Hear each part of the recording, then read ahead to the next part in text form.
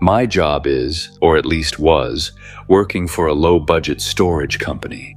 You find a lot of strange things that people leave behind in this sort of job. Mostly junk, sometimes valuables.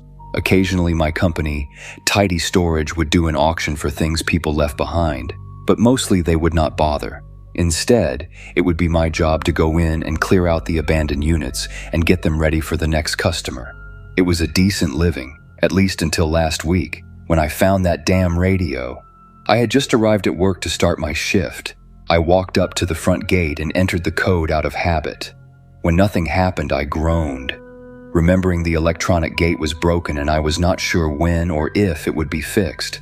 I fumbled for the old key I had been given and unlocked the adjacent gate and stepped into the storage facility. The large padlock slipped off and clattered to the ground as the gate swung open with hinges as rusty as the rest of the dilapidated facility. I laughed briefly when I considered the company's name, Tidy Storage indeed. I guessed that since our prices were dirt cheap, it was the only thing that saved whatever meager business this place eked out. I was not even sure if there were other employees here, or if it was just me and the lot manager Tim, who never seemed to be around. I slipped the key back into my pocket and moved along.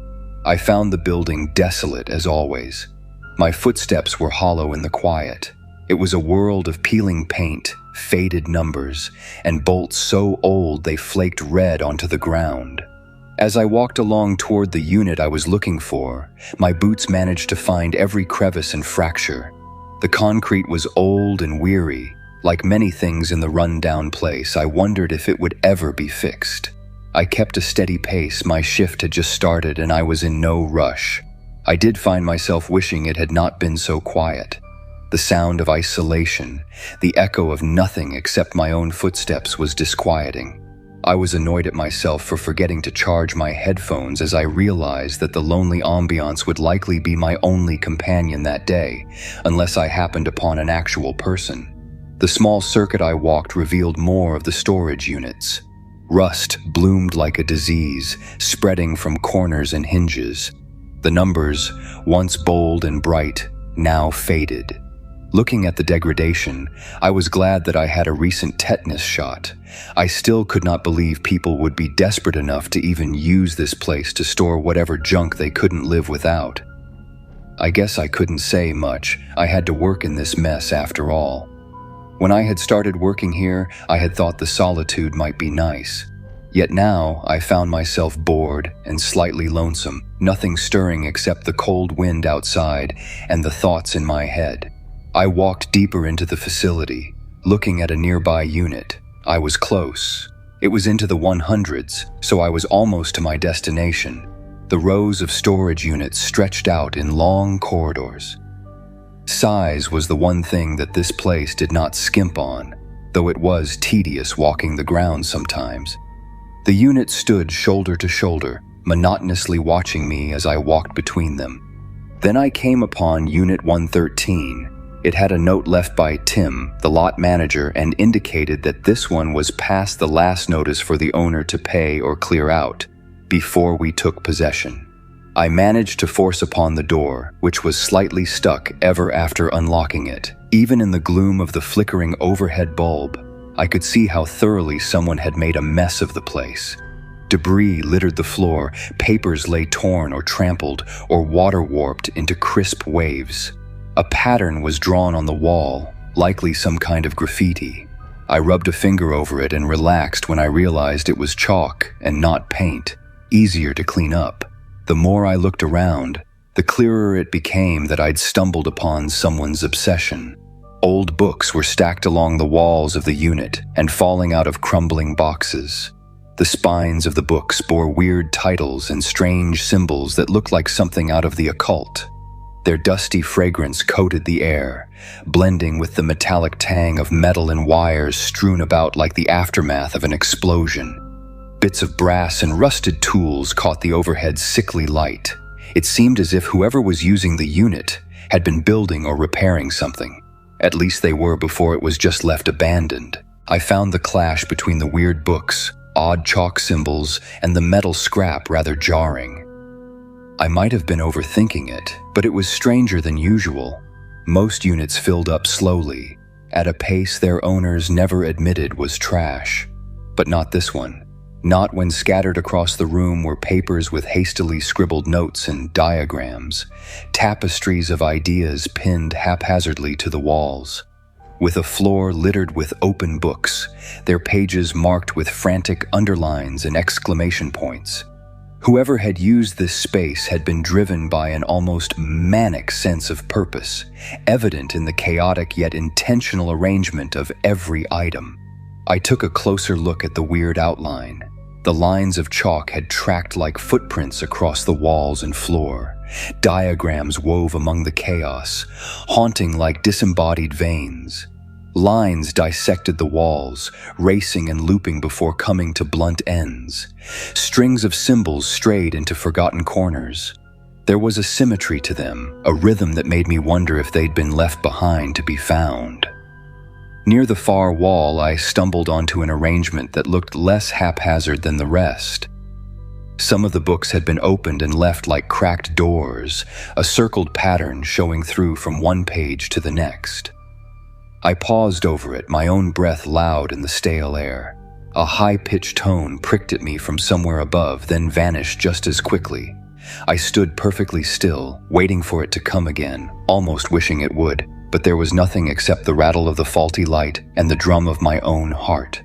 The whole room vibrated with an unsettling silence, the kind that made it impossible to think clearly. I could not explain why, but something about how everything was left here felt wrong. When I navigated through the towers of boxes, my eyes fixed on what lay in the center of the storage unit, an antique radio. It looked like someone had brought the thing straight from the 1940s. The thing was perched atop an old end table, laying there like it was afraid I wouldn't see it. Even from across the room, I could tell how strangely new it looked. Shiny mahogany and glass, free from the layers of grime and rot that smothered everything else. I couldn't believe someone would leave that thing behind. Whoever had used Unit 113 must have been a little eccentric. The strange drawings, books, and radio made it seem like maybe they were a conspiracy theorist or something. Whoever they were, they had lost it all now. It seemed strange they would go through all the effort to put all this here and then just abandon it. And now it was my job to clean up the mess. I felt certain there was an interesting story behind the markings and books, but mostly the pristine radio.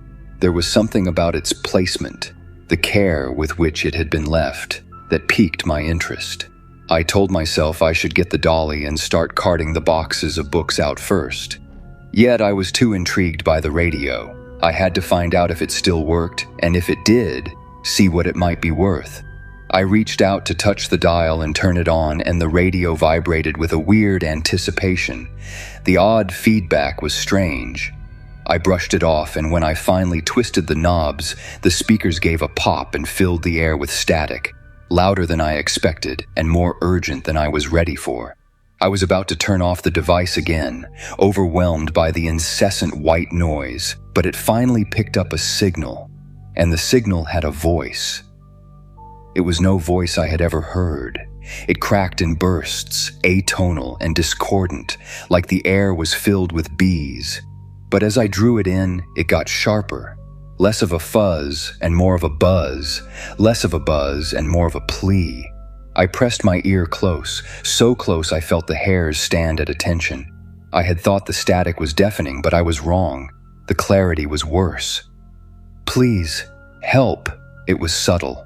Subtle enough that I almost packed it up and pretended it was nothing but an echo in my own lonely brain. But the voice refused to die away. I thought it might be some sort of trick, maybe some secret recording device playing something back. The voice had a far-off quality to it, like it came from another time or place or dimension, warped and bent and heartbreaking. I was not sure why, but the more I listened, the more real it had sounded. I couldn't explain except to say I knew the way a trapped animal knows a trap. It looped in on itself, an infinite reel of terror. "Please, help me." I considered going to find Tim, but he was not there when I had arrived, and I was not sure if he would be at all that day. I thought about taking the strange radio to the police and seeing if they knew what to do, but something about the appeal of the voice compelled me to listen, like it was meant for me specifically and I alone could help. After all, there was no one else who could hear. No one else I could tell who would take it seriously. No one else but the radio and me, buzzing along in awful harmony. What was I supposed to do to help? And just who was I trying to help? I sat with my head in my hands and listened until I was too disturbed to listen anymore. I switched the radio off and the daze I was in broke. I stepped out of the storage unit to catch my breath. After a few moments, I composed myself and went back inside. I had to try and find out what was going on. I switched the radio back on. Static once again filled the room, bouncing off the cement walls and flooding every corner. I listened, waiting for something, knowing it would come, fearing what it might be. The voice broke through like a distant scream, louder this time, torn apart and stitched back together by the crackling ether. It wavered, rising and falling. My spine stiffened. "Help! Hurts! So hungry! Please!" The desperate voice pleaded into the void, and I listened, helpless to help, but painfully aware of whoever was in trouble and whatever might be happening to them. I stumbled backward, eyes fixed on the device. The situation felt surreal, impossible, and yet it was there, real as the dust motes swirling in the dim light. My fingers dug into the edge of the flimsy table the radio rested on, holding on to the world that was spinning out from under me. I had to do something. I had to try to communicate with them. But how? I had an idea just then. I grabbed the radio, searching its face with trembling hands, tracing the outline of its dials and switches. I turned it over, frantic and desperate, until I saw the frayed wires and the small section that was responsible for communication. To my dismay, the transmitter was damaged. The cries for help continued, and I tried to think what I could do. There was something I thought that might work. I returned to the storage lot's main office. To my luck, I found what I was searching for, an old ham radio. It was an old thing, battered and stained with grease, a relic of another time, its knobs worn smooth, its faceplate scratched with the history of years gone by. Though the radio itself would not turn on, the transmitter looked intact, so I set about my work. I needed to understand. I needed to help. I needed to know who was calling and where they were. My hands moved with a purpose I barely recognized, setting up a workspace in the crowded storage unit. A had found a small toolbox, mostly used for repairs on the lot. I pried it open, rummaging through mismatched sockets and forgotten screwdrivers, pulling out the few items I needed to begin. Some other components, like wire cutters, were scavenged from Unit 113 itself, though most of the discarded bits in there were useless for my work. The work took a while. I was well versed in restoring electronics, but not with things that were quite this old. Though an odd kind of peace descended, eerie and consuming, as I lost myself in the repair. The world outside faded, shrinking to just the size of the radio and the size of the task at hand. I stripped the old wires and replaced them, careful not to pull too hard, too fast. Time slipped by unnoticed, marked only by the flickering bulb and the soft thud of my heart. The sound from the radio was gone after turning it off to repair. Yet the quiet felt worse, almost unbearably so.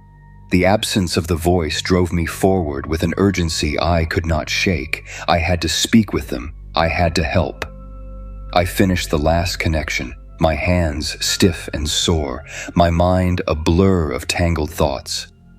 The radio sat before me, repaired, at least as far as I could see. The cry for help lingered in my mind, the desperate plea refusing to fade. I hoped that my plan would work. Only one way to know for sure now. I turned it on. The blare of static came through immediately. The connection sounded bad and I almost shut it off again, thinking that I might have made it worse. Just as I was about to lose hope, the voice crept through, growing inside the noise, becoming human by slow degrees. "Help! Anyone! Please! The voice, the same desperate plea, reaching through layers of interference. It was a specter, thin and distorted, almost lost in the wall of static, but there, unmistakably there. The voice ebbed and flowed, swelling in strength only to break apart and dissolve into the relentless sea of sound. "Help! It hurts! Me! I'm here, all gone. They left!" They sounded desperate, and I had the means to try and help now. I picked up the newly repaired transmitter and attempted to respond. "Hello? Who is there? How can I help?"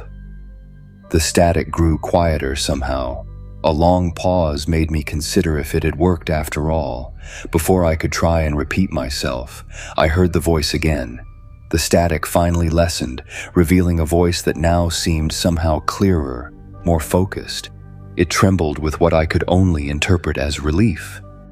You actually hear me?" The voice sounded feminine now, though strained and thin, as if speaking required tremendous effort. "Thank you, thought no one ever find me." I leaned closer to the transmitter, my pulse quickening. "Yes, I hear you. Where are you? Who are you?" "I don't know where am anymore." The voice cracked, dissolving momentarily into static before returning, clearer than it had ever been before. "It's dark, so dark.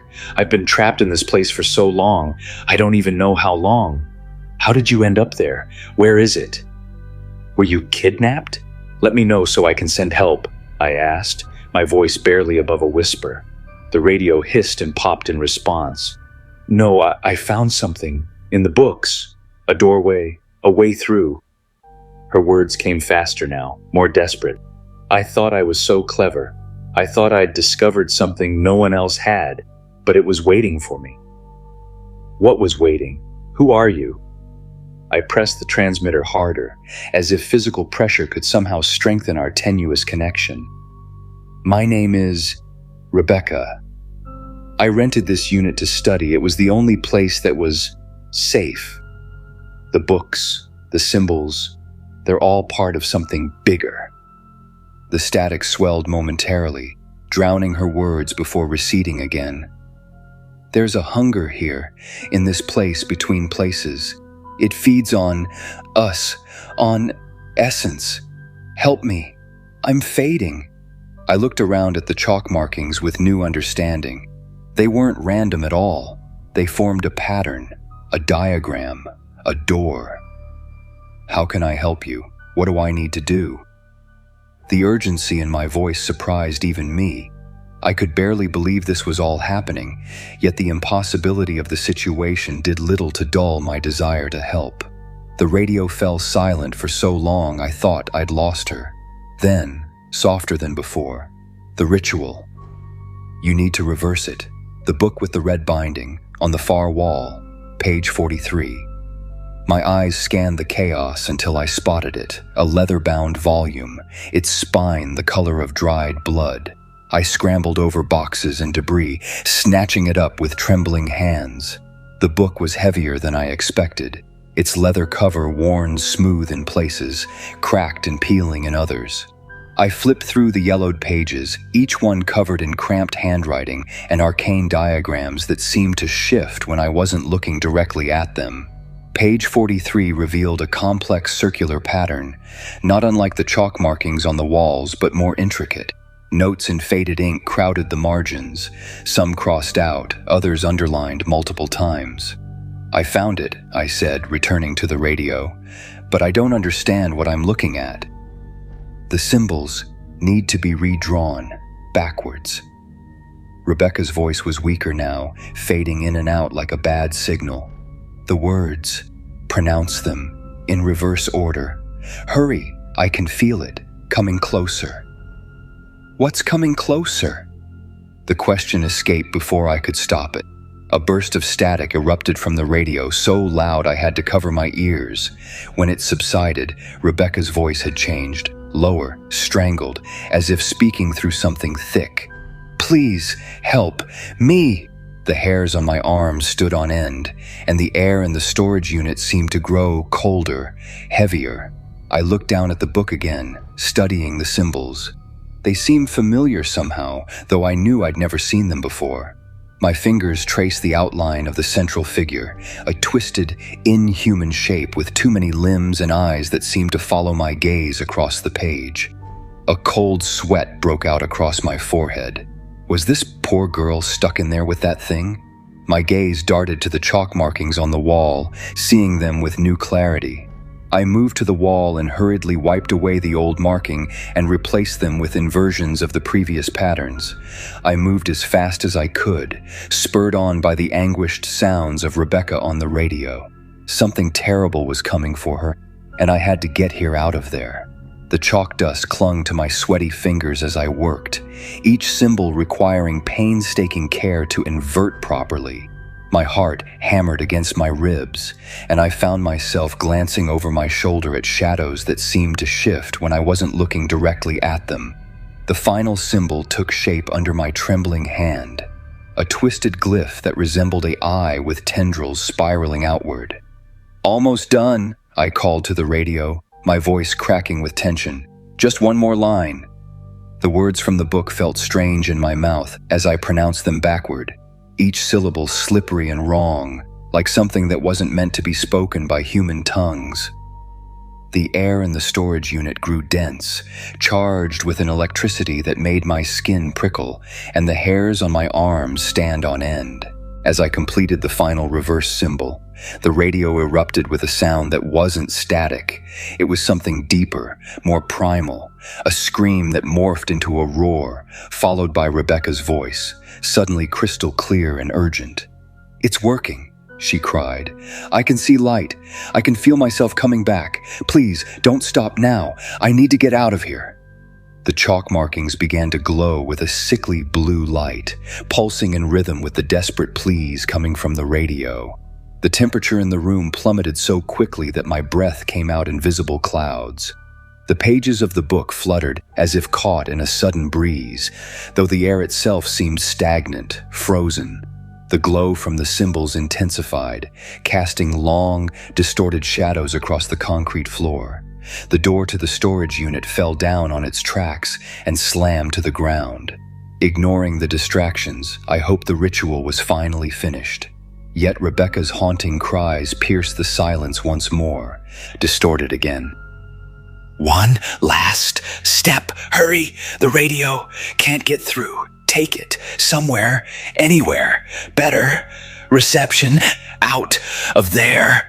Her voice echoed with a chilling urgency, as if the walls themselves were closing in, suffocating us in a desperate race against time. There had to be one last step.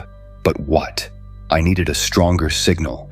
She was breaking up again, and I needed better reception. Moving the radio outside the building might make a difference. It had to. My eyes fixed on the radio. The thin walls of the storage unit reverberated with echoes of Rebecca's suffering. The cries were frantic now. She sounded like she was in pain. I had to help and get a clear message again and complete the last step. I seized the old radio and ran to the door. In my haste, I almost tripped, my foot slipping on a nearby book that had fallen. I caught myself before I fell, barely noticing the line of salt I had disturbed. My foot struck it, broke it, scattered traces everywhere. That was the moment everything changed. The pressure that followed was immense, an invisible weight that fell so fast and hard I could scarcely comprehend it. It was like the air itself was turning against me, suffocating me, squeezing the breath from my lungs. My mind raced but came up blank, terror eclipsing thought. In my hands, the radio twisted. It was so sudden, so violent. I had no time to tighten my grip before it wrenched free, yanked by a force that was greater than anything I had ever known. I watched it fall in slow motion, as though the world had slowed down just to let me see the finality of it. Plastic and metal and wires, bright flashes of white and silver, shattered against the cracked floor. The noise was explosive, louder than thunder, an orchestra of destruction. The air quivered, the walls trembled. Then I felt it, a presence, vast and oppressive.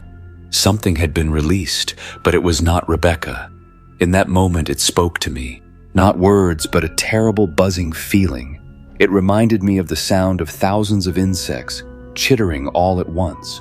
A cold wind swept through the storage unit, rustling papers and making the pages of open books flutter wildly. Then I reeled at the thunderous proclamation of the real being that had escaped. "I am hunger," it roared. "I am the void between stars, the divine made manifest." I stumbled backward, knocking over a stack of moldering cardboard boxes. The books inside spilled across the concrete floor, their pages opening to reveal more of those terrible symbols. "Clever little girl found me," the voice continued, almost purring now. "So much knowledge in that pretty head. She thought she could commune with the divine, bind me to her will."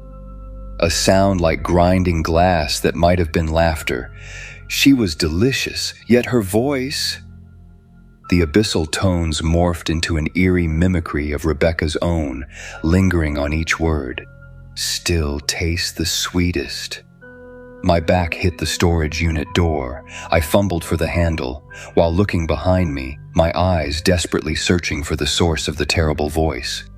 She tried to keep me here. The bindings she placed were still effective in trapping me, starving me. The voice from the radio declared, "But you have delivered me from this prison." My limbs were heavy, and my thoughts sluggish. Frost formed on the metal walls as the temperature plummeted.